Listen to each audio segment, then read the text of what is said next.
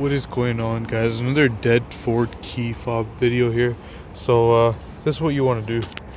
There's gonna be a little clip thingy right here. You turn it like that, and then this key comes up.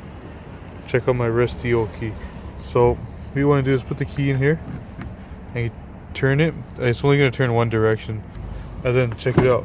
The door just opens, and once that happens, you get in the car. And then you put your key back together because you got to do one more thing before you start the car. Once you put your key back together, what you want to do is open your center console. And there's going to be a little thing over here. So you move this on the side. And then there's going to be a little hole for the key to go in. Check it out. And then you could just drop the key in there, the key in there, and then check it out. Wow, the Taurus just started up.